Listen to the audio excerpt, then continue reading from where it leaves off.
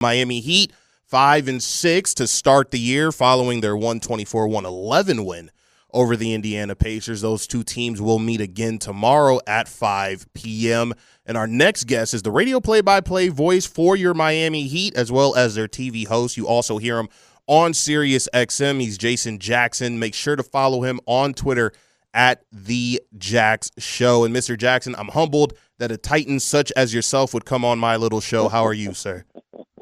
I appreciate the invitation. Happy to be here with you. Live from the Circle City as the Heat wrap up this true fortnight road trip with one more against Indiana tomorrow. Absolutely, and I understand it's a small sample size. We're only 11 games into the regular season, but what have you seen from the Miami Heat so far? Change. Just a different way of playing that we haven't seen in 6 years that this kind of group, the core group, has been together. There's a lot more movement offensively.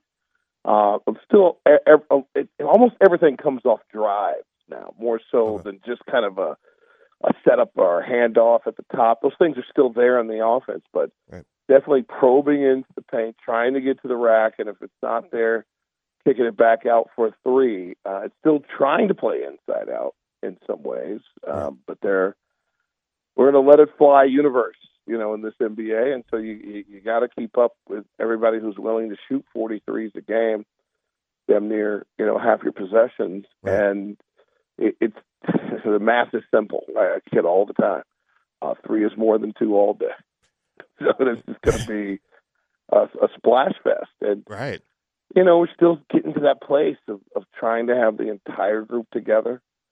We were trending in that direction, and then Jimmy's ankles did not cooperate early on this trip. And hopefully we'll see him tomorrow, and if not, you'd imagine Monday against Philadelphia back in Miami. Absolutely, and one of the big things that I wanted to discuss with you was the fact that you look at a team like the Los Angeles Lakers, and it seems to me that although LeBron James is like the marquee guy of that team, it seems that they're only going to go as far as Anthony Davis is willing to carry them. And I look at the Miami Heat almost the same way, and I wondered if you did the same, where Jimmy Butler is looked at as the marquee guy. He's the face of the franchise, but the team is only going to go so far as Bam Adebayo is going to be willing to carry them. Am I wrong kind of in that assessment, or am I on the right track in some ways? Well, it's not wrong, and it's not necessarily the end all. I think where they are is that if Bam is going to be the centerpiece, cool. If Jimmy's going to be the centerpiece, cool. If it's going to be Tyler, that's cool. And here's the other thing. It may be somebody else every single night, depending upon matchups. And listen, Tyler gets off to great starts. Jimmy is a wonderful finisher. It's definitely the in-between, and particularly I don't think anyone's shying away of how challenging the third quarters have been, particularly on losses. And so it's trying to find a way to be as consistent as you can for as long as you can. That's everybody's struggle in the NBA, because it's just really good players, and there's going to be runs in each direction. I mean, it's part of how basketball works. But can you get the stops when you need them? Can you get the bucket when you need it most? Those are the things.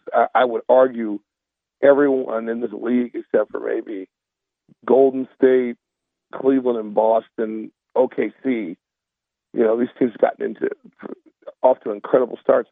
Everybody else is kind of around the middle and are still trying to figure that out, including the Heat. Absolutely. He is Jason Jackson, our guest. He is the radio play-by-play voice of the Miami Heat, as well as their TV host. I love Jimmy Butler as a player.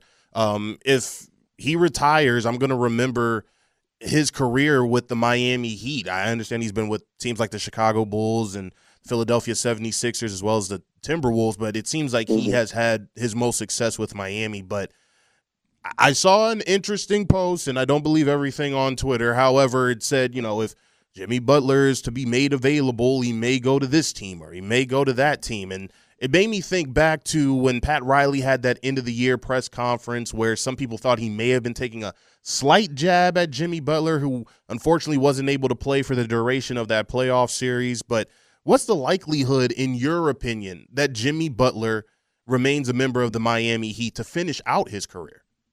And I think Pat Riley, first of all, I think we got to clear that up. When you're the boss, those aren't jabs; those are demands, and those are a reality that this isn't a ginger place right. that we work in. These aren't suggestions; they are expectations, and that's a whole different thing. And I loved it. I mean, going back to that press conference you're talking about, it was tremendous. I mean, Pat Riley made it very clear what was expected of everybody. And everybody, by the way, has started that way. Right. I mean, you're seeing a Tyler Hero who for some time now has been able to get anywhere he wants on the floor, but now finishing, taking hits, making plays, making buckets while it's happening.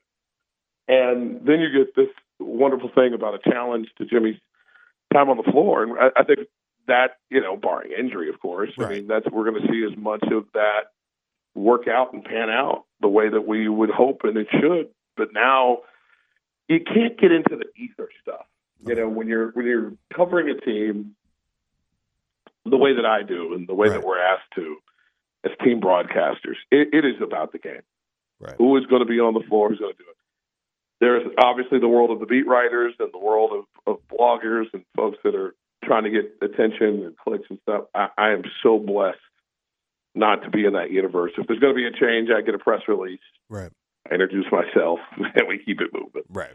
I don't see it in the very near future because this is a team that the organization committed to, and there's nothing here to say blow it up. Now, are people on the phone? Are agents talking? That is all of the time. Okay. That's just part of this game. Okay. But Pat's been very clear on the record. I like this team. And that means this team has to earn that particular moniker. And that's back to executive leadership, to the coaches, to the fan base. It's given a sixth iteration together. There hasn't been a group that's been together this long. Right. And there have been players that have stayed long, but I'm talking about core members of the same group. Yes. Hell, LeBron, Dwayne, and Chris didn't stay together this long. Right. So this is a blessing. It's allowing for growth.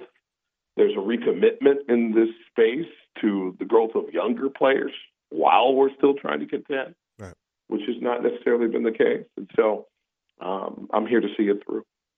Absolutely. We are having a conversation with Jason Jackson. He is the radio play-by-play voice as well as the TV host for your Miami Heat. Make sure to follow him on Twitter at The Jax Show. You spoke about LeBron James, Dwayne Wade, and Chris Bosh. Greg Oden did an interview not too long ago, and when talking about LeBron James, he said it seemed like he was a created player, and this is coming from a Jordan guy, but LeBron James on the Miami Heat is the greatest player to ever play the game of basketball. You were there. You were able to cover it.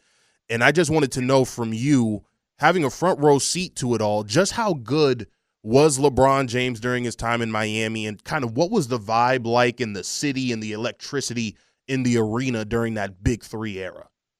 I've been covering the NBA for almost 30 years, and it's my 4 favorite years, period. Wow. Like that should say it all together. Right. That I covered the end of the Jordan era, the beginning of Shaq and Kobe. Shaq's move to Miami was when I came to be a broadcaster for the Miami Heat, and I've been here for 21 seasons now. And so for all the best seasons the Miami Heat have put together, I've been fortunate enough to see them all. The context of that is that you're able to put these things, on the wall and kind of either draw a line through and connect them or try to compare them. And the latter is a little bit of folly, but, man, here's what I want to be. LeBron James is the greatest player of this generation. Right. And he played in Miami at the time where he learned how to win. Not regular season games, not playoff games, not just Eastern Conference championships, but it all. Right. And it's fun watching the birth of anything. And it's going to go down for me, and what I hope is something around a 40-year broadcasting career, as the not just the best, but the most important time that I was covering this team because of the work that came together to put those rosters together. And to make those 4 consecutive runs to the finals and come away with 2 championships, it speaks to, even when you have the very best at your disposal, it's still very hard to put a unit together and win, and they were able to do that more than that. Now, just to stay on the LeBron James, Dwayne Wade, and Chris Bosh matter for just a second longer, who was the guy that was able to teach LeBron the most how to win it all? Was Pat Riley an integral part, or was it Dwayne Wade, as everybody likes to say? Dwayne Wade was that guy to teach him how to win. Who were those that were in his ear to kind of teach him and mold him of how to become an NBA champion? Well, I think it's the experience. It's not like a lesson or a class or a whisper. It's the experience of first having better players around you. You'd already been to the finals and exited quickly by San Antonio in Cleveland. And then it was, then trying to get over the hump of the Celtics when they put their super team together, right? And so it comes down to experiences and how you feel when you come up short, and what's it that we're missing. And so it's a conglomeration of conversations with Pat, and every day with Eric Spoelstra as the head coach, growing into his greatness in real time at that time. And then obviously, having teammates in Udonis and Dwayne who had won. Yeah. And so you start putting that all together, and the infrastructure of champions that were in the organization from the 06 team, and all of those elements get into the lab. And you take his tenacious spirit, his willingness to work on his body, work on his game, even change some things in his game. But even when you're trying to be diplomatic, when you have so much at your disposal as pertains to greatness, it's you having to be great yourself. And that took Dwayne, I think, to say, hey, man, and particularly after losing to Dallas in 2011, hey, you are you. We'll all figure out how to be ourselves. You be you, because we need that for the win. And you saw what happened in 12 and 13 once that was the blessing he received from his teammates. Final moments with our guest, Jason Jackson. Make sure to follow him on Twitter at The Jack Show, the radio play-by-play voice of your Miami Heat, as well as their TV host. So going back to this team before I let you go, hopefully they can avoid the play-in altogether. However, it feels that as long as... It would be nice. But even with that, it seems to me... We've had enough. We've had enough of that experience. But it seems to me that however they get into the playoffs, they always have a chance. And we saw it a couple of years ago. They make it via the play-in and make it all the way to the NBA Finals. And I just wanted to know from you, do you feel that magic with this team? Could they do it again? If they just get to the NBA playoffs, they'll have a chance to make it to the NBA Finals because they just have that much confidence in their abilities as a team.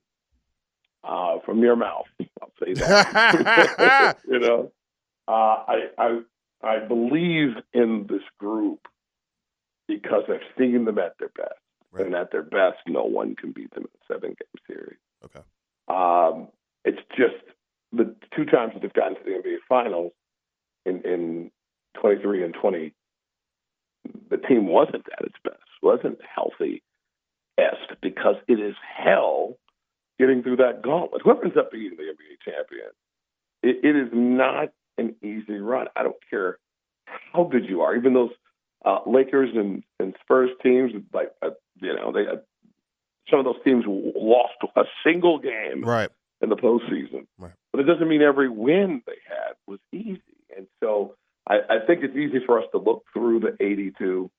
That gauntlet is hell. It just is. And we're on game 12 tomorrow. So there are going to be some ups, there's going to be some downs. What you want is a consistent feel in the game. And I will say this. There's only been just a couple times this season where I felt this team have total command of a game.